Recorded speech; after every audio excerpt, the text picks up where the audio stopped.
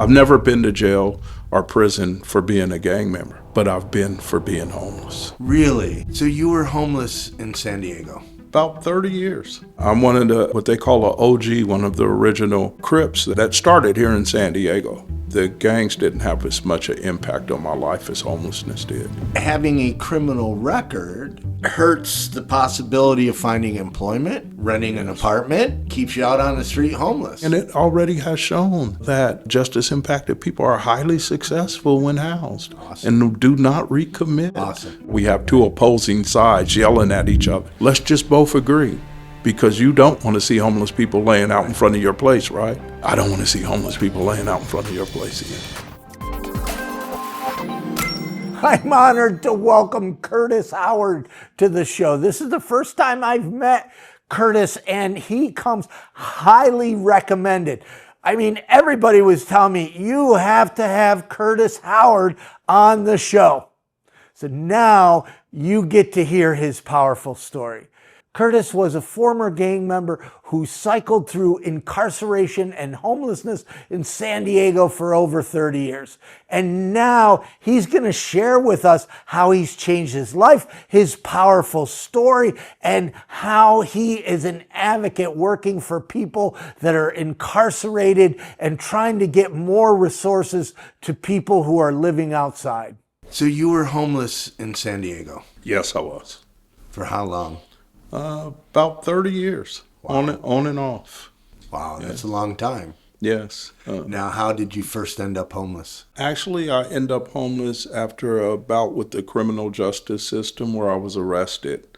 And I was given some time behind bars. It was like a year, but it was long enough to take away everything, my support systems and stability with housing. So when I returned to the community, I returned homeless. Yeah. And that, sadly, is a very common story.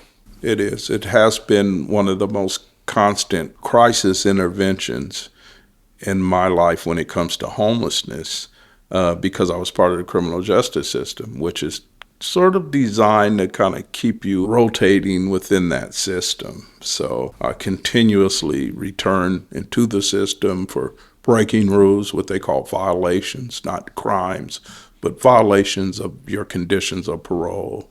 You know, not reporting on time, missing a drug test, moving or not telling them where you're at, sort of just anything could return you to the system. So whatever you have going on at that time, you lose it within that return. It could be 3 months or 6 months. And if you're homeless, so first off, it's hard to do homeless sober. Second, you don't have transportation or maybe even a phone or a phone charge to call your parole officer or to go to the appointment. So then you get a violation and you go back inside. That's a great point, because that's exactly what was going on. It's like, you know, we need to know where you're at all times. Well, one day I'm over here and the next day I'm over there, you know. You could be anywhere, you know. So it's like I can't actually tell you where I'm at or where I'm going to be at, and I may not can make it to you, you know, that day. I may not have transportation, maybe tired, don't have bus fare, you know, anything. Having a criminal record hurts the possibility of finding employment, renting an apartment. Yes. So it keeps you out on the street homeless. It does, and that's what I experience for the most part. You know, being caught up in the criminal justice system and having that homelessness going on at the same time, it's just a double whammy. Going through the homelessness by itself, you know, at least you have more opportunities, but when you're going through it and you're on probation or parole, they're coming at you on one end, and then when you apply for stuff, they're coming at you on that end saying, I don't know about you. And a huge percentage of people experiencing homelessness are exiting some kind of an institution, most often criminal justice system.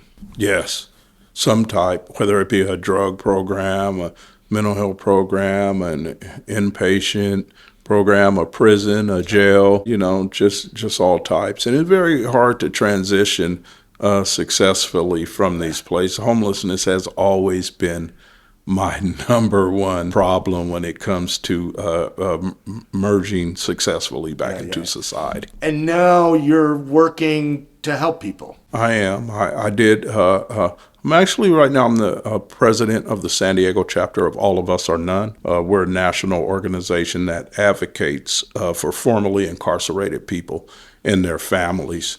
I've been a part of All of Us Are None for 10 years. Wow. Now, I've been a member for 5 years, the chapter leader for over 5 years. And this is actually my last year as president of All of Us Are None. I've devoted 10 years to a great organization that I had a strong passion for, and I'm moving on now to my transition into my new nonprofit, Your Connect. So it must feel good that you were in the criminal justice merry-go-round for a while, and now you're working to help others get off the merry-go-round. Yes. What's so important about it to me is because I'm a former gang member, and I'm one of the what they call a OG, one of the original Crips that started here in San Diego. So I started at the beginning, and I do have a book that I wrote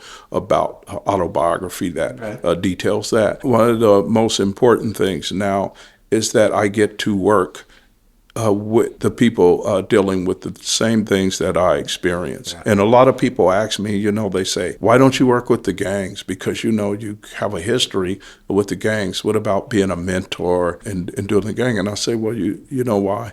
I chose homelessness because the gangs didn't have as much an impact on my life as homelessness did. Wow. I've never been to jail or prison for being a gang member, but I've been for being homeless. Really? Every incident that I went to prison for, everything that I've been convicted for happened while I was homeless. Really? None of it happened while I was a gang member. Oh, was it? Explain.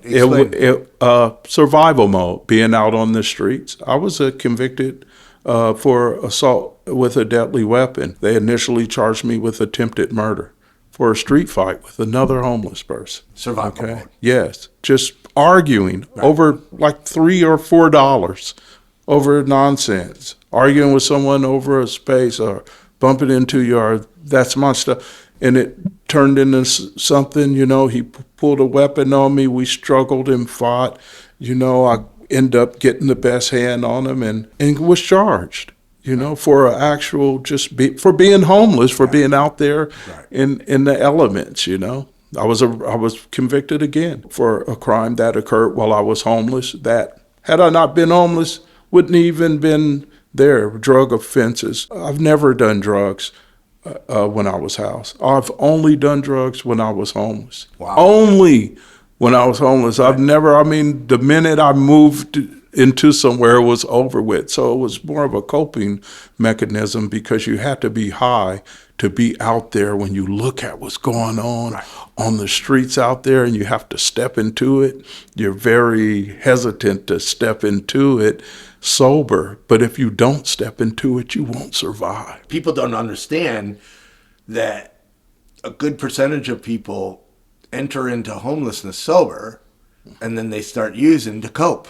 Yeah, that's a huge, it's one of the huge myths that I hear all the time is that you wouldn't even be homeless if it wasn't for you doing drugs or being an alcoholic. Most of these guys are alcoholics or drug addicts, and that's why they're homeless. It's actually the other way around. They're alcoholic because they become homeless. And when you see people out there, I've seen a lady and a homeless guy asked her for some change, and she said, I'm not giving him anything because he'll go out there and buy it and just buy a drink. But then I look, when the businessman gets home from work with his briefcase, he walks in and he says, honey, I had a long day, give me a drink. And she pours him a drink and he says, thank you. But the homeless man can't have that same drink that he had after having a hard day. Right. Wow. In your lens, how has homelessness in San Diego changed? Homelessness in San Diego has increased since I first became homeless. It just weren't as many people homeless. I was on the streets of downtown San Diego. During that time, there were only a couple homeless services. All I remember at that time was the rescue mission. They had the rescue mission where people could go and eat and take a shower, but they had to go attend like a service first. You had to Religious go to programming. church. Yeah, if you went to the church and sat through that, then you could get fed. And that was probably one of the only places at that time, but homelessness wasn't as huge as it is now. So I've seen homelessness increase like incredible, substantially, just like crazy now. Thank you for everyone who has been encouraging me about this podcast. This last week, people came up and said, are you that podcast guy? I've never been called the podcast guy. Since 2008, Invisible People has been working to change the story of homelessness, and we are so grateful that millions upon millions of people have watched our content, and we have received a lot of media over the years. But it's this podcast that I'm getting recognized, and it means the world because it validates that this podcast is reaching the right people, and you all are loving it. So thank you. Increase like incredible, substantially, just like crazy now. Being homeless is being homeless. So if I was homeless then and being homeless now, it's just a different year, but it's the same situation, but just a lot more people. Yeah. Which makes people a little more desperate because there's no more people outside, survival mode. It's interesting because, I've heard people tell me, I say, well, I did this and did that. I went in the store and shoplifted something to eat. And they say, well, have you ever tried getting a job? Why don't you try they make every excuse for you not to break the law in a situation, But at the same time, they haven't been presented with that same set of circumstances to determine what they will do. And me, as a former gang member, as a person who's lived around things, I hear a lot of boasting and bragging of people saying what they will do and what they won't do. And I've seen all of those people not do what they say or do something that they said they would never do. The whole get a job thing just is, there's a homeless man we interviewed here in San Diego. He was arrested homeless over 20 times. One time he had his work outfit going to work, and the police stopped him, even knowing that he was on his way to work, and detained him, and he lost his job because of that. And he would say, I can find a job, I can't keep it because, you don't have showers, sleep deprivation, you can't lock your tent. Even if that job pays a decent wage, how do you save up for first and last month's rent? People don't understand poverty is expensive. When you're living in a tent or when you're living outside, you don't have a refrigerator so you can go to Costco and buy all this stuff and save money. Right. You've got to go to fast food every day, right? Yes. And that's now expensive. Very expensive. So even if there's an employer that has a heart and is going to hire a homeless man or a homeless individual or a homeless woman, maintaining that job is nearly impossible. It really is. I was had a situation where I was living in my car, and a lot of times I couldn't, I was cramped up in the back seat and stuff, and having to deal with that, barely getting enough sleep, moving around, shifting positions every 5 or 10 minutes, having to get up to report for work. You have the motivation to do it because you want to change your situation. But after a while, the fight is like, you got one side going this way and the other is you and you're motivated to get out of your situation is the biggest factor, but then you have all the other elements saying hitting the wall. That's Keep not hitting going to the wall. happen. Yeah. Yeah, and it's a very difficult situation, and most people will never get it unless they're in that situation. Little known trivia, you've written for Invisible People. Yes, I did. That was a huge opportunity, and it actually led to me being with RTFH. right now as a consultant because I wrote the article, and Tamara Kohler, the CEO of our Regional Task Force for the Homeless, read the article and felt like, hey, I want to meet this guy right here. Oh my gosh. This is somebody that we can. I didn't know the connection came through Invisible People. Yes, it did. Oh, wow. I'm very grateful for you guys for the opportunity to do that. Oh, you article. can write for us anytime. Yeah. We're always looking for people that are homeless or formerly homeless. I was contacted after that article by someone who said that she wanted to meet me, and then I met her in person for lunch, and eventually I contracted with them as a lived experience consultant on homelessness. And I work in various different positions with them with justice, as a justice impacted individual and as a homeless person. So I'm on a couple of committees and right now with RTFH. And tell me about your work with RTFH. Yeah, well, shortly after the article, I've been with them since. I first came in as a lived experience consultant. I then became a committee member on the Committee of Black Homelessness because, as you know, the Black population in San Diego is only like 5-6%. But the Black homeless population in San Diego is 26%. Wow. Which is a huge racial disparity right there.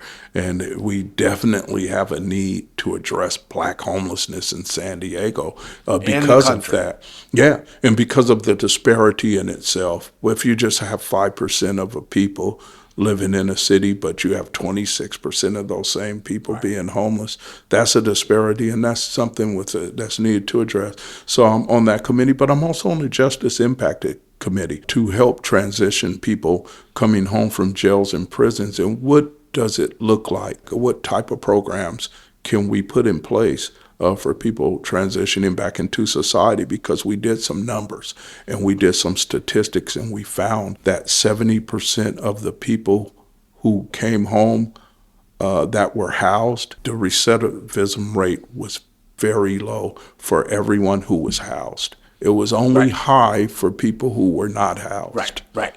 Exactly. When it came to prison returns and recommitments and other crimes being committed, that happened within a very small group of people who were not housed. Right. The challenge is we need more housing all the way around. Yes, and not only all the way around. So I address the fact that for justice impacted people will have a tendency to try to make things happen rather than be homeless.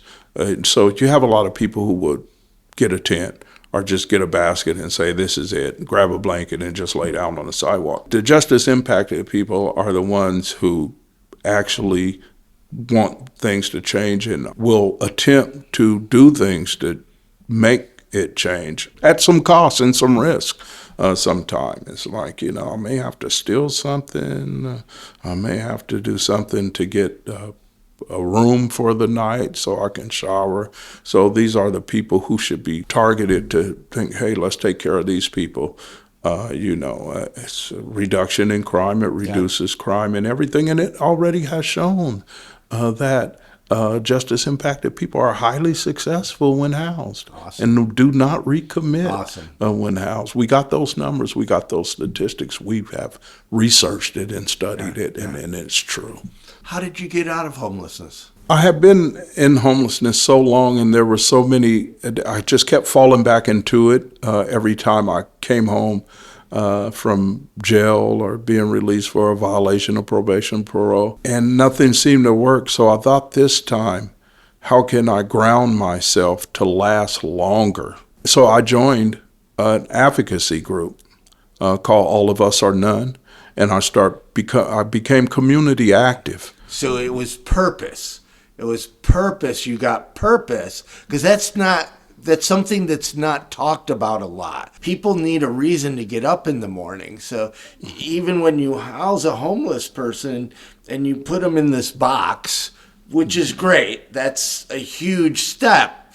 They have to have a reason to get up in the morning. They have to have purpose. Exactly. So it was purpose that got you working on a path out of homelessness. Yes, and I started advocating for everything while I was still suffering from it, while I was still undergoing that same struggle. Right. But it grounded me And it also held me accountable to more than just me. It held me accountable to the community and to the people that I represented. So if it just was me, I can just say, you know what, I'm going to go steal something today.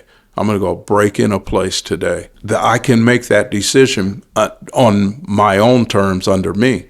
But when I have people looking at me and counting on me and trusting me and believing in me. And helping you. Yes, I can't make that decision that easy. Yeah. So being involved in being community active and injecting myself into this organization grounded me, and it gave me a bigger purpose, as you say, to attend to than more than just myself. Well, you said you started a new nonprofit. I Tell did. us about it. I did. Your Connect. And what Your Connect is, because see, on the streets, everybody has a connect for everything, whether it's a job, whether it's drugs, just a connect. Hey, you got a connect on housing? Do you have a connect on where I can get some dental work done? You got to connect on where I can buy a hot item. You got to connect on where I can buy some drugs. Yeah. On the streets, a connect. A lot of people think it just refers to crime or connection to bad things, but a connect is, people will actually on the street say, you got to connect on food pantries where they give away food. You got to connect on that. So everybody needs that connect. So Your Connect is a connection of resources.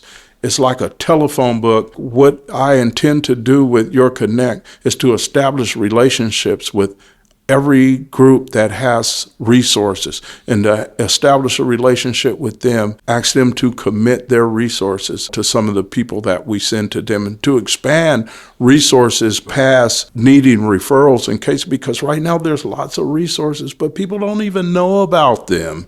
And then you have to be referred to get resources. And in order to be referred, you have to be a part of their outfit to be referred. So you're going to be the connection. Yeah, so I want to be that connect to all of whatever. So everything I think of, even here at the conference, when I meet people, what do you do? That's a connect right there. Yeah. I'm putting that number down. I'm talking to them. I'm meeting them. When can I come down and meet with you and talk to you and establish a relationship so that I can make these things more known, because they're all out there, but you'd be surprised that people don't know. There's many needs that people don't know about. How has criminalization hurt efforts to solve homelessness? When you criminalize something, it makes it wrong.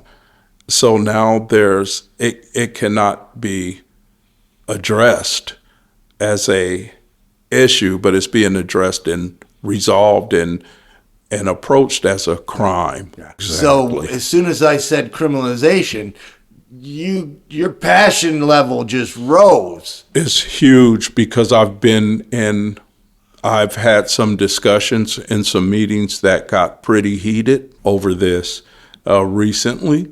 And I've been in conversations with some county officials whose names I won't say, based on ordinances that they supported or implemented, which I opposed, and tried to make them understand that criminalizing homelessness is ridiculous. Yeah. It's like this makes it worse. Yes. So I come down to San Diego every so often, and there's an area over by the stadium, you know where it is, that was almost like a Skid Row area. Yeah. And there's still some tents out there, but not like it was.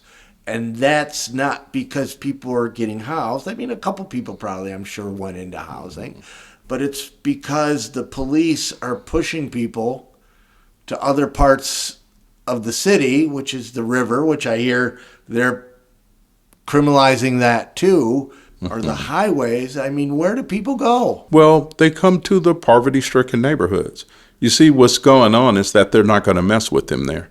You see, this whole ordinance and ban originates from wealthy people who live in expensive high-rises down here, who don't want to see homeless people in front of their doors because they're paying $10,000 or so a month for rent, and they don't expect that if they're renting for that much money. They don't expect to see homeless people. So now they have threatened to move.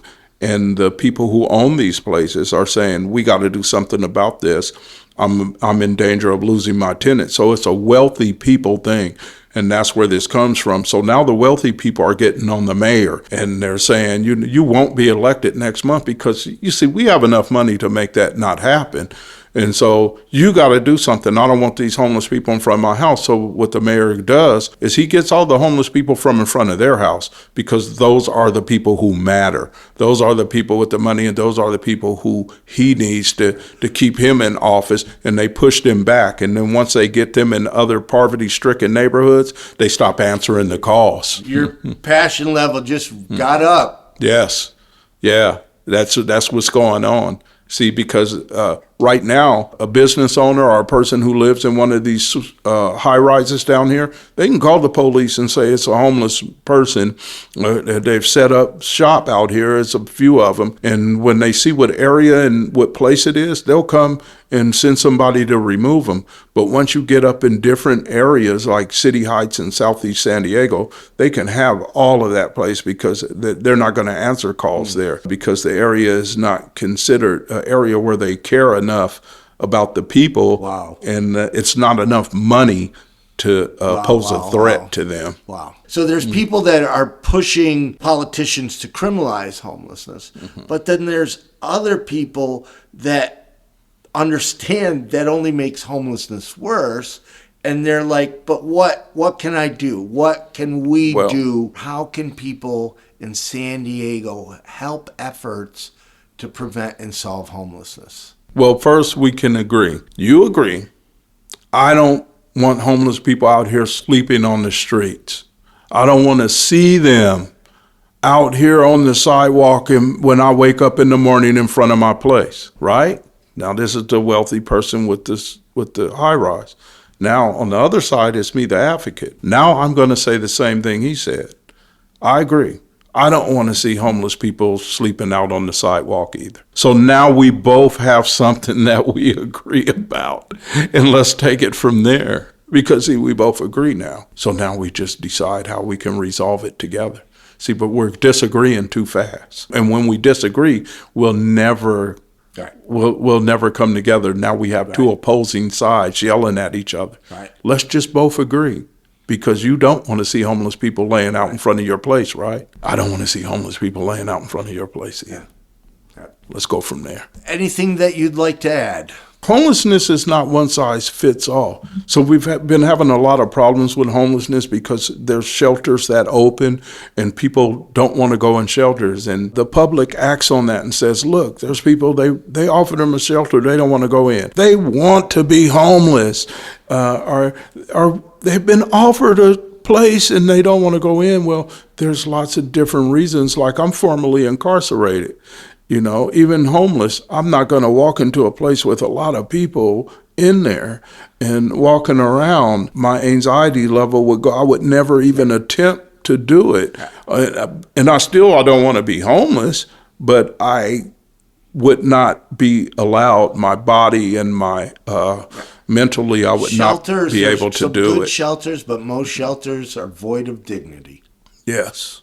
And there's way different traumas that people have suffered, and it's just not a one-size-fits-all. There's different subpopulations that experience homelessness that are not being addressed. Black homelessness, criminal justice homelessness, with people coming home from prisons and jail. LGBT. LGBT.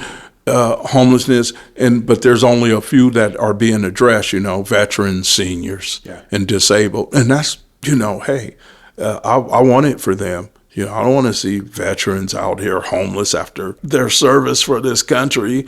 I don't want to see seniors homeless. No way. I don't want to see, but there's other subpopulations that we have to start considering because they're being pushed back. And one of mine was the criminal justice system. It has never been addressed, and I've always been alleviated and ostracized by being from the criminal justice system, because now who wants to help somebody like me? We could talk about the seniors and the disabled, but we can't talk about some person who went to jail and committed a crime and now he's coming back saying, help me, I'm homeless. This is what their argument's gonna be. Well, normally I ask people to end with a story of hope. Your story is a story of hope, right? Thank you. But leave us with something good that you see where there's impact, where you see where there's change. Just what you just said about me.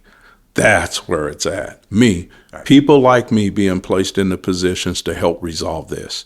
Lived experience people now the doors are opening for lived experience people, and it's trending, but it's something that's very necessary in order to resolve or improve the situations right now, because we lived it. We know what is needed. Yeah. We just need for the people to allow us and to value our information and our insight on these matters. Yeah. And you made my day, because I wasn't aware that it was the article you wrote for us that opened the path for RTFH. Yeah. And that one thing about them, RTFH, is that they truly have a passion to resolve homelessness, and that they do value lived experience people's opinions, because they totally open doors for me. They really listen. We have formed committees. They go by things that I say, and they come to me for advice and for suggestions on everything, and they value my intellectual properties when it comes to homelessness. And so I'm not just there just to have me. I actually feel like I'm in a place where I can make a difference with the Regional Task Force for the Homeless.